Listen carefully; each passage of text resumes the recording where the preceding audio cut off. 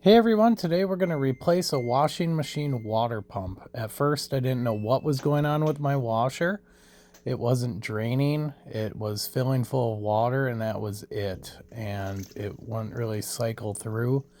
I couldn't even get it to start when you hit start. It wouldn't do the agitating and it wasn't draining, so I thought for sure something else was wrong with it. Some wiring. I looked online. I messed with the wiring. So I'm pumping all the water out. Use my wet dry vac for that.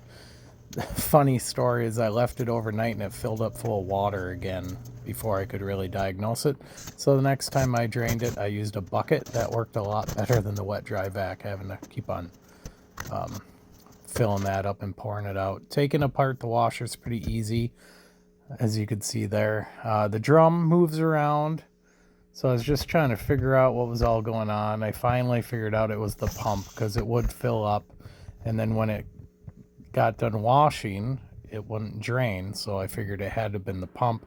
Checked all the wire connections. All the pins and everything seemed fine. So I tipped it up so I could get my hands in there a little bit better. And watch out, things are going to get wet.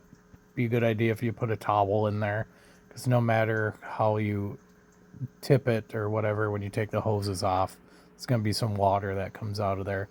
I have a dehumidifier in my basement, so that took care of a lot of it. It just dried out over a day.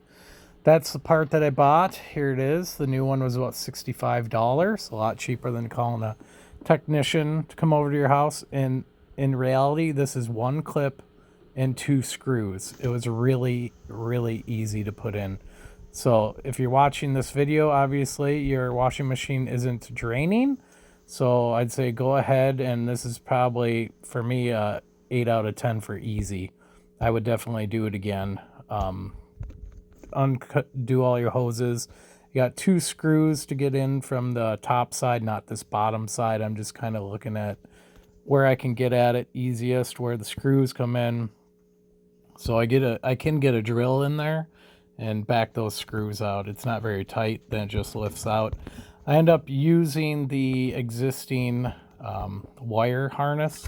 The new one came with the wire harness, but I didn't want to have to run that all the way up into my panel and try hooking it up on that end. So I kept it just in case. But these hose clamps aren't very tight at all. You just undo the hose clamps, pull them off the old motor. And again, you're going to get water in some places. I end up shoving a little towel in there, sock actually, to help it from draining, because you're going to have some in the drum if you have wet clothes in there. So that's just to keep extra from coming out. Undo the hoses. There's that screw, I think is just a Phillips. The sock keeps falling out and water keeps draining everywhere. Repairing things isn't always a clean job. It's usually a dirty one, but I always think of the money I'm saving, and it's well worth it. If I knew what this was right away, get the pump, put it in, probably took me an hour. But the diagnosing and everything that I'm saving you time doing, that's what took the longest, checking all the wiring and stuff. So I suggest check your wiring, because I guess these are pretty known for. It's a Samsung, I believe. And those are known for the wiring coming undone at some of the clips and things. So gonna take out the old one, get ready to put in the new one. Here we go. So again, it comes out pretty darn easy. Everything I need to fix in my house. This washing machine is probably 12 years old. Bought it when I bought the house.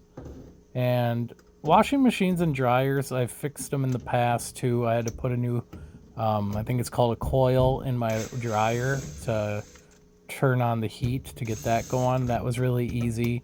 Generally, there's not a lot of things that can go wrong with the washer and the dryer. It's just replacing parts. So feel free to dive in, take a look. I mean, you're not going to make things much worse, right?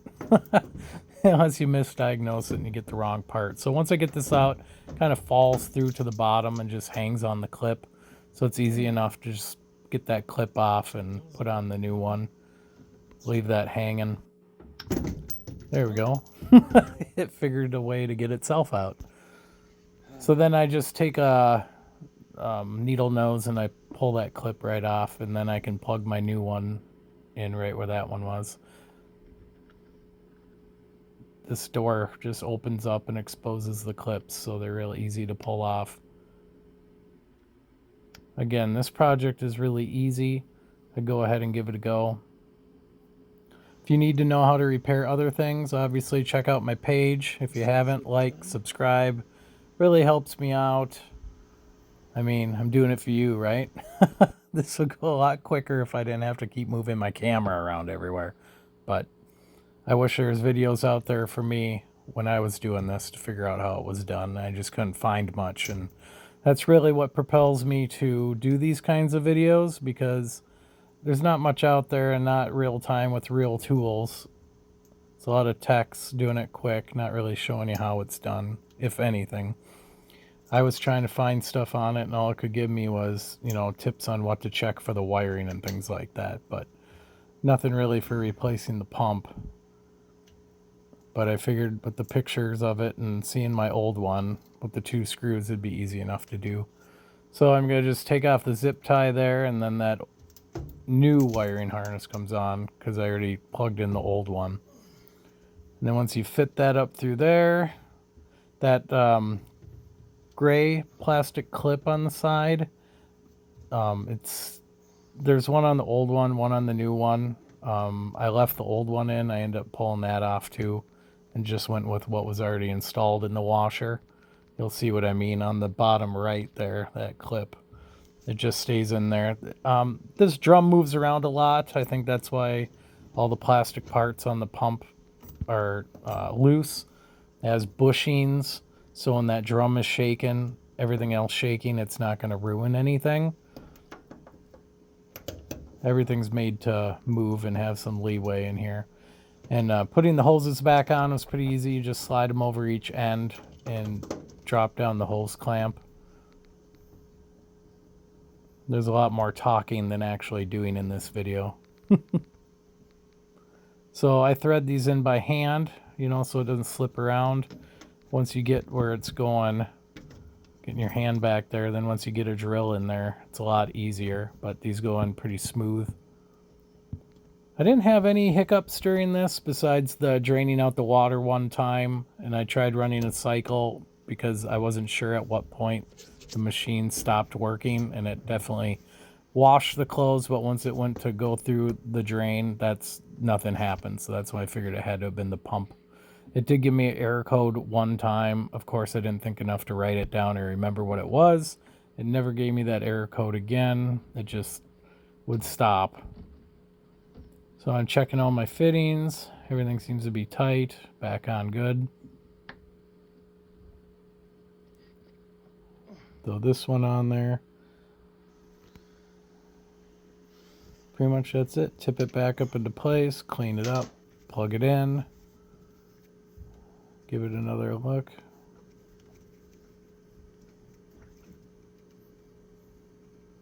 And again, with my dehumidifier, pretty much dried that place out really well. Now I see why people don't do carpeting or flooring in their utility rooms. With issues with my air conditioner, with my washer, with washing my meat tubs and things, the floor is always getting wet in my utility room, so I don't think I would ever think of finishing my floor in there because it would just go bad. Things would not be good. You'd have to take a lot of extra precaution when you're taking things apart if that were the case. So everything stays there. Shake that drum around a little bit, see how it all works. I'm going to give it another run here, plug it in, fill it up, throw a pod in there, and it works. So it was definitely the pump. That's the deal. Again, there's not much that can go on with these washers, so just kind of troubleshoot, see if the draining isn't what it's doing or if it stops premature to that. It could be an unbalanced load.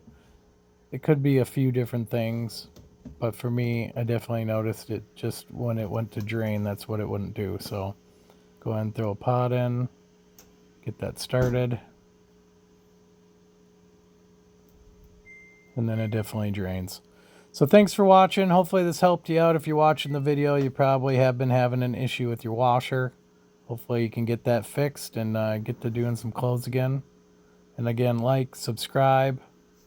appreciate it. Watch my other videos. And I'll talk to you guys later. Here's the end result. I'm going to have some water running through there.